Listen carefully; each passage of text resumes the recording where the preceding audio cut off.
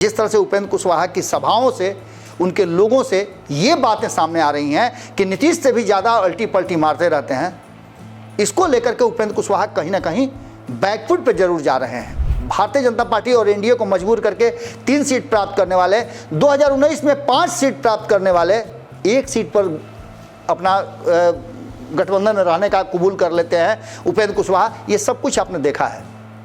1 साल के अंदर में 3 बार उन्होंने पार्टी का नाम बदला, ये भी आपके सामने है। 23 तारीख का जो परिणाम आएगा उसके बाद से एक बार फिर से मंथन का दौर से गुजरेंगे और उनका मंथन क्या होगा उसकी शुरुआत अभी से हो चुकी है। वो सभी बता रहे हैं कि सीरियस तो निश्चित रूप से नीतीश कुमार 2025 के चुनाव के लिए हैं।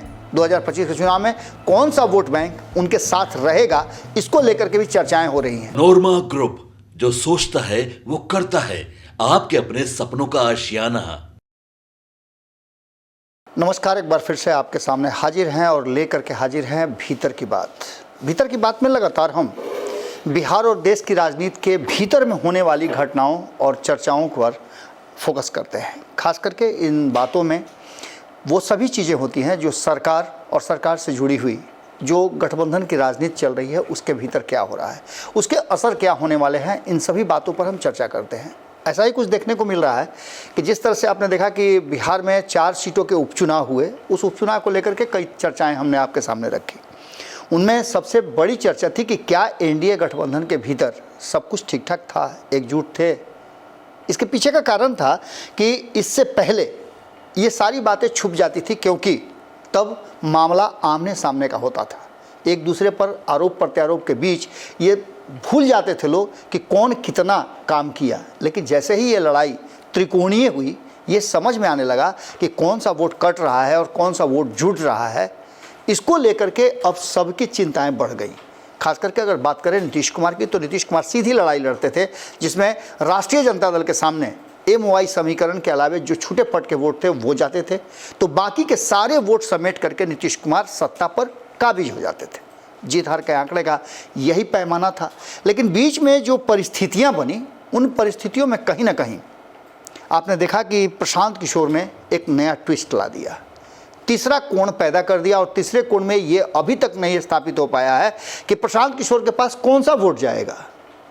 वो सभी वोटरों पर थोड़ा थोड़ा करके अपना छाप छोड़ते जा रहे हैं। तो क्या सभी वोट में से कटेगा, इसकी चिंता है नीतीश कुमार और एनडीए गठबंधन को, या फिर प्रशांत किशोर कोई पार्टिकुलर वोट काटेंगे जिससे कि राष्ट्रीय जनता दल का नुकसान होगा और एनडीए को फायदा होगा।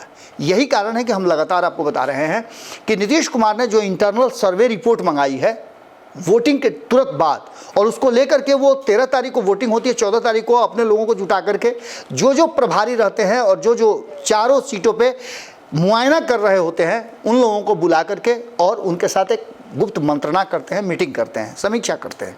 हालांकि ये समीक्षा आगे भी होनी है, लेकिन इन सब के साथ साथ प्रशांत किशोर की एंट्री के बाद कई और दल तैयार हुए हैं। आपने देखा होगा कि हाल फिलहाल में एक बार फिर से नागमणि कुशवाहा यात्रा पर निकल गए हैं।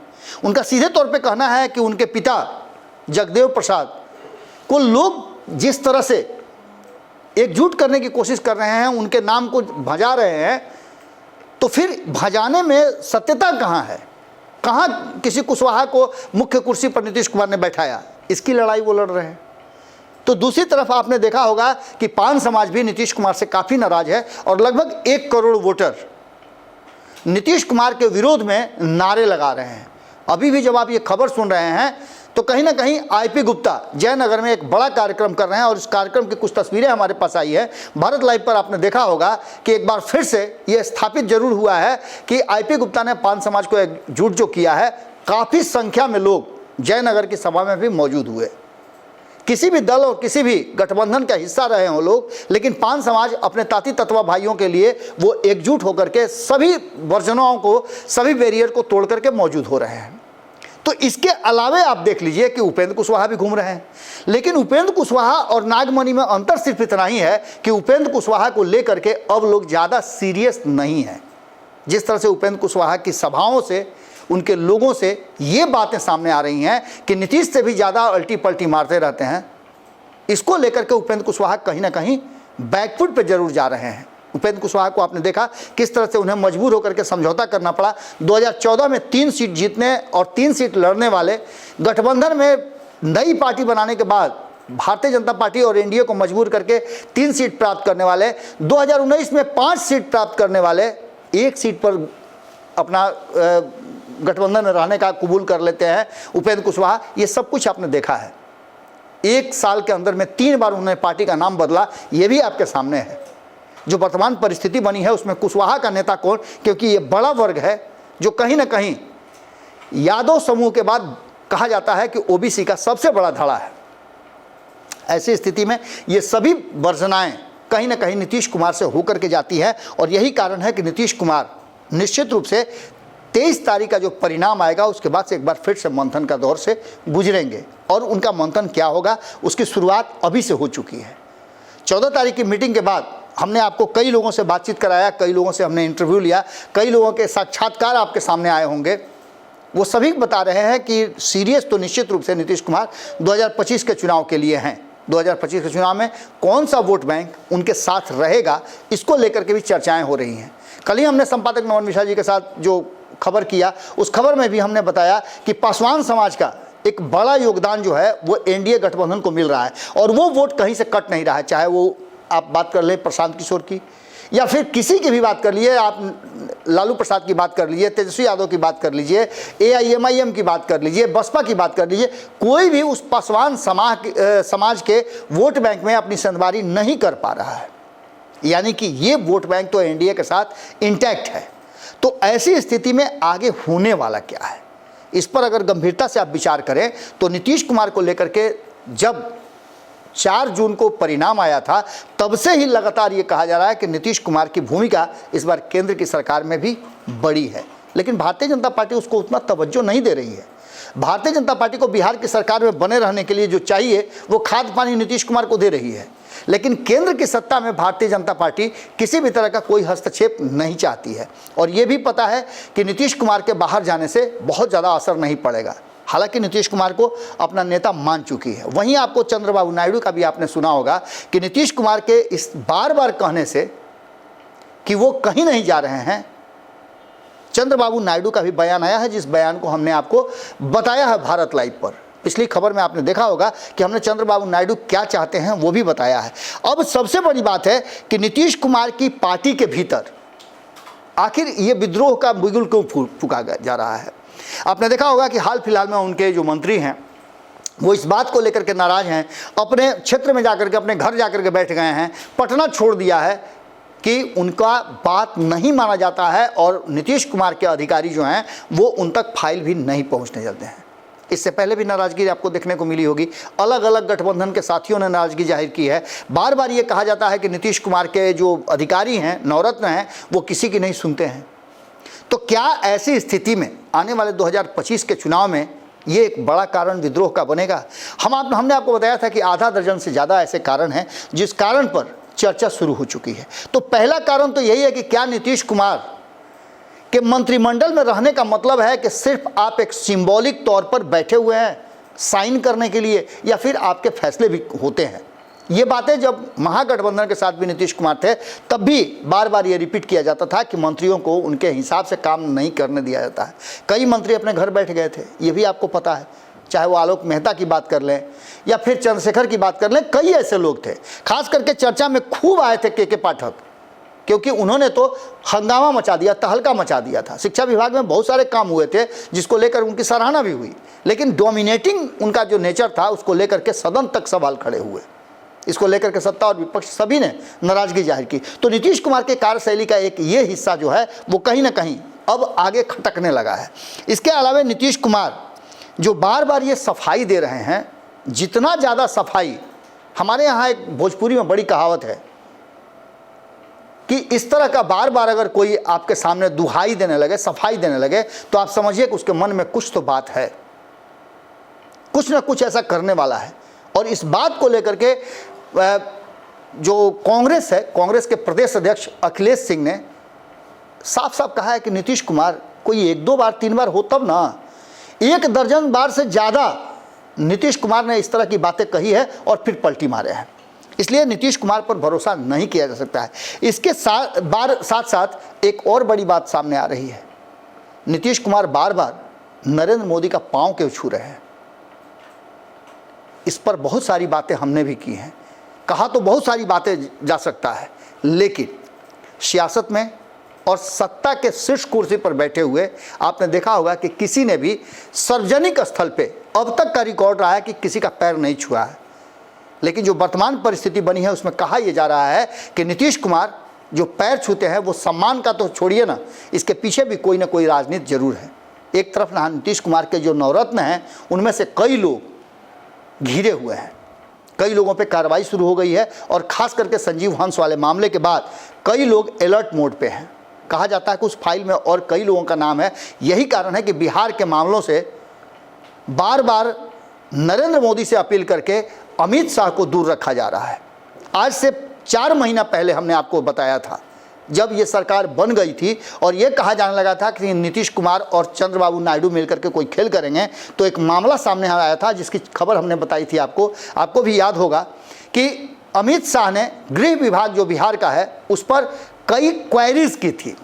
गृह विभाग किसके पास है यह सब अच्छी तरह से जानते हैं। गृह विभाग नीतीश कुमार के पास है और नीतीश कुमार इस क्वेरी का जवाब अब तक नहीं दिए हैं। यह मामला भी अभी पेंडिंग पड़ा हुआ है। ये भी एक मामला बहुत फंसा हुआ है। तो इसके साथ साथ अगर आंकड़ों की बात करें तो आपको याद होगा, आप बार बार चर्चा सुनते होंगे कि 2013 में नीतीश कुमार ने इसी नरेंद्र मोदी के कारण एनडीए छोड़ा था। 2015 में महागठबंधन के साथ आए थे। जिस लालू प्रसाद को उन्होंने जंगल राज कहा था, अपहरण उद्योग चलाने वाला कहा था, उस लालू प्रसाद के साथ उन्होंने सत्ता स्थापित की। लेकिन 2017 में फिर अपना उन्होंने सत्ता परिवर्तन कर दिया और ये कहने लगे कि असहज महसूस कर रहे थे।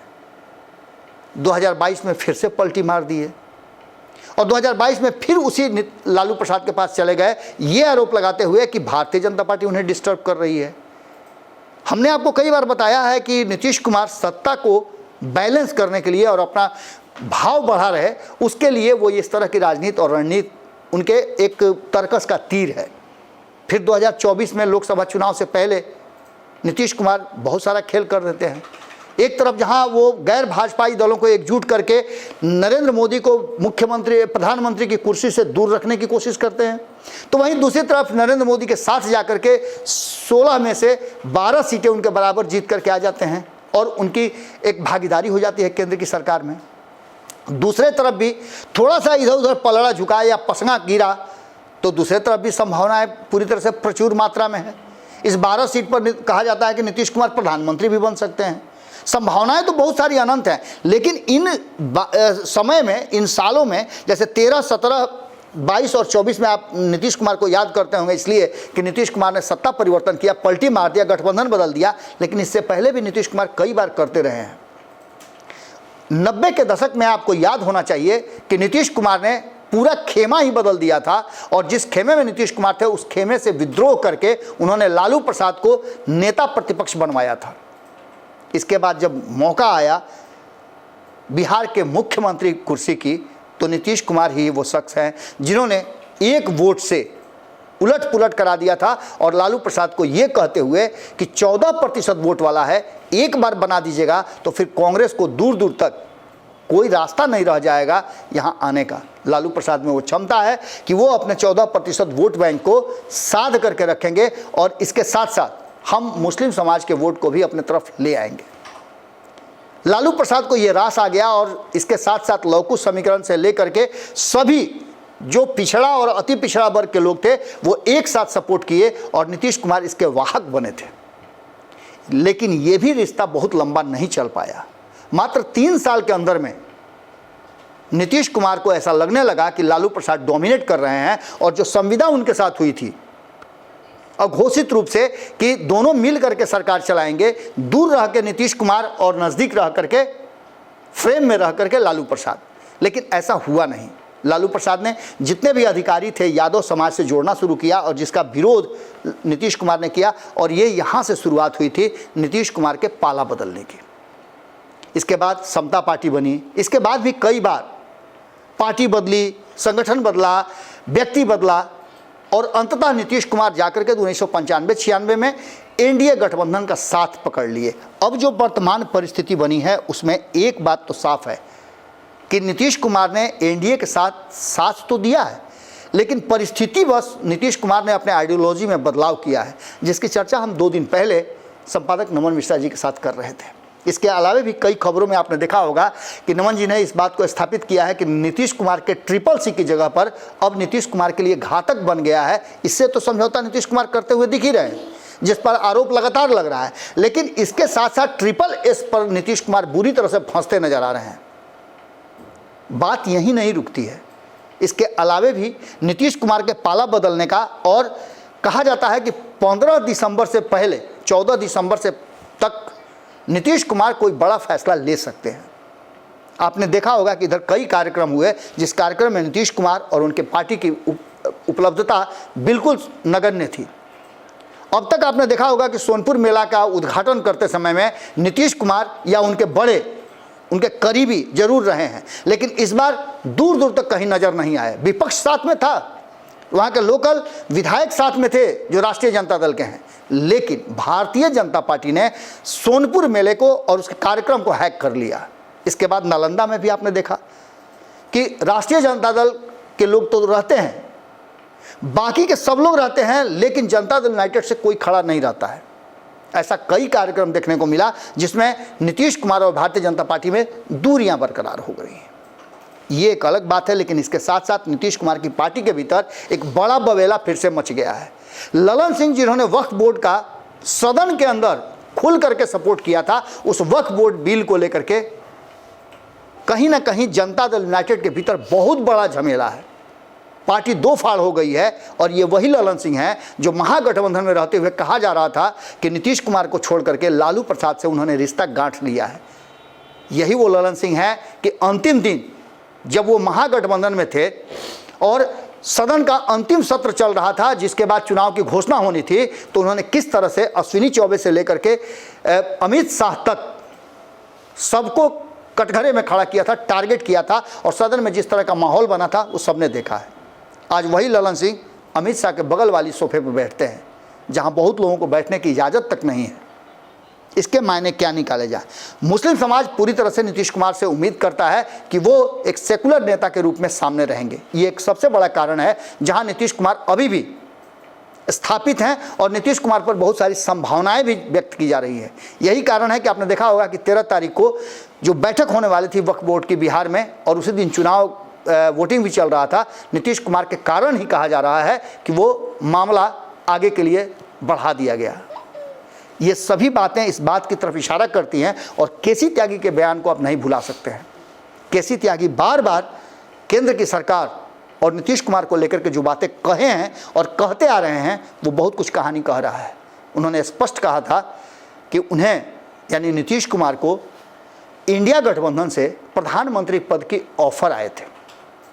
इसके बाद उन्होंने एनडीए में रहते हुए, नीतीश कुमार के सलाहकार रहते हुए, पार्टी के प्रवक्ता रहते हुए, उन्होंने विश्व और विदेश नीति पर भारतीय जनता पार्टी और नरेंद्र मोदी की नीतियों का जम करके विरोध किया था। ये सारी बातें इस बात की तरफ इशारा कर रही हैं कि नीतीश कुमार जिस तरह से सहज दिख रहे हैं वो सहज हैं नहीं। खास करके वोट बैंक स्थापित जब तक नहीं होता है 23 तारीख के चुनाव परिणाम के बाद, कि नीतीश कुमार का वोट कट रहा है या लालू प्रसाद के वोट कटने से उनको फ़ायदा मिल रहा है, एनडीए में रह करके फ़ायदा है या फिर एनडीए छोड़ने में फ़ायदा है, ये सभी बातों को कहीं ना कहीं स्थापित करने के बाद, इस पर मंथन करने के बाद नीतीश कुमार कोई फैसला लेंगे। और कहा यह जा रहा है कि 14 दिसंबर का डेट एक बार फिर से बिहार की राजनीति के लिए बड़ा ट्विस्ट लाएगा। लगातार बिहार में नीतीश कुमार को लेकर के संशय की स्थिति बनी हुई है। जितनी बार वो कह रहे हैं कि वो कहीं नहीं जाएंगे, उतना ही ज़्यादा भरोसा उन पर से घटता जा रहा है। इसके कारण आप अच्छी तरह से जानते हैं, नीतीश कुमार कभी भी राजनीति में इस तरह के भरोसे के काबिल नहीं रहे हैं। जब जब उन्होंने कहा है कि वो कहीं नहीं जा रहे हैं, तो निश्चित रूप से उन्होंने पाला बदला है। अब देखना दिलचस्प होगा कि ये आधा दर्जन मुद्दे जो हैं वो नीतीश कुमार को किस तरह का फैसला लेने के लिए मजबूर करते हैं। भीतर की बात में हम आपसे यही विदा लेते हैं। ये विश्लेषण कैसा लगा कमेंट बॉक्स में ज़रूर लिखिएगा, और अगर आपके पास भी कोई सुझाव है तो ज़रूर दीजिएगा। बहुत बहुत धन्यवाद। नमस्कार। आपके सपनों को हमने सजाया है, ई होम्स पैनोरमा को हमने बनाया है। ई होम्स मेरा एक सपना था जिस पे मैं पिछले 4 साल से काम कर रहा था। हमने जो बनाया है वो सबने है माना। ई होम्स पैनोरमा में हो आपका भी आशियाना। और फाइनली हमने 2021 में इस प्रोजेक्ट को लॉन्च किया। बहुत लोग अप्रिशिएट कर रहे हैं कि पूर्णिया जैसे शहर में, बिहार के, एक तो बिहार की बात करें उसमें भी पूर्णिया जैसे छोटे जगह में इस तरह का लाइफस्टाइल देना, ये सुन के हम लोगों को बहुत अच्छा लगता है।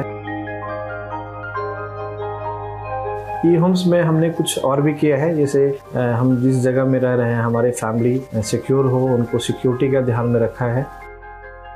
आपकी सुविधा और सुरक्षा आपके लिए खास है, ये आपका विश्वास है। इसमें आर्टिफिशियल इंटेलिजेंस का 7 लेयर सिक्योरिटी का हमने इस्तेमाल किया है। लस ग्रीन कैंपस को बनाया है। यदि हमारा बाउंड्री वाल है तो वो वर्टिकल गार्डन है। ये जितनी भी फैसिलिटी होता है एक इंटरनेशनल टाउनशिप में ई होम्स है, ये हम लोग विश्वास नहीं कर पा रहे हैं। जो भी हमारे मित्र दोस्त या जो भी हमारे बाहर के बाहर आते हैं तो हम लोगों को बहुत अच्छा सुनने को मिलता है और बहुत अच्छा क्रेडिट मिल रहा है। वो सारा हमने सिर्फ एक बिल्डिंग नहीं बनाया, हमें एक बहुत अच्छा लाइफस्टाइल दिया ई होम्स में, और मेरा एक सपना था जिसको मैं आज फुलफिल होते हुए देख पा रहा हूँ। ये आपका आवास है। ई होम्स पैनोरमा में अब आपका निवास है। E homes panorama, luxurious lifestyle redefined. Panorama group, जो सोचता है वो करता है। अगर ये वीडियो पसंद आई और वह बिहार के राजनीति और बिहारियत से सरोकार रखेनी तो सब्सक्राइब बटन दबा के चैनल के सब्सक्राइब कर ली। ओजे एगो घंटी बा, ओकरा बटन दबा देला से कुल सटीक और मारक खबर रुआ मुफ्त में मिल जाई। अगर रुआ पत्रकारिता के हमनी के नया प्रयोग में सहयोग कर चाहतानी तो ज्वाइन बटन दबा दी। पेटीएम नंबर नोट कर ली 9386 816 700। धन्यवाद।